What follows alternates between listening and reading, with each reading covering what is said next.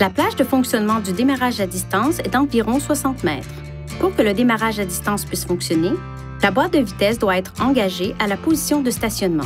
Le contacteur d'allumage doit être à off et toutes les portières doivent être fermées et verrouillées.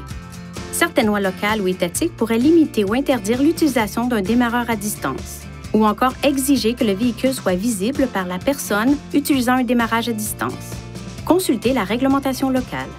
Pour démarrer le véhicule à distance, appuyez simplement sur le bouton verrouillage du porte-clés.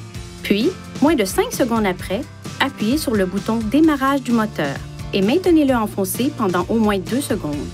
Le moteur démarrera, les feux de stationnement s'allumeront et le système de chauffage et climatisation automatique pourra être activé en fonction de la température extérieure.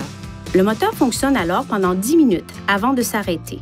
Pour prolonger de 10 minutes la période de fonctionnement du moteur, appuyez sur le bouton de verrouillage du porte-clés, puis appuyez sur le bouton démarrage du moteur et maintenez-le enfoncé pendant au moins 2 secondes. Le temps de fonctionnement est calculé comme suit. La première période de 10 minutes débute lorsque la fonction de démarrage à distance est exécutée. La période additionnelle de 10 minutes débute immédiatement lorsque la fonction de démarrage à distance est exécutée une seconde fois. Par exemple, si le moteur fonctionne depuis 5 minutes et que vous prolongez la période du démarrage à distance, le moteur fonctionne pendant une durée totale de 15 minutes.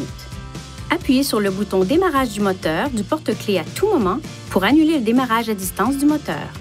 Après 2 démarrages à distance, le contacteur d'allumage doit être passé de on à off avant de pouvoir utiliser de nouveau la fonction de démarrage à distance.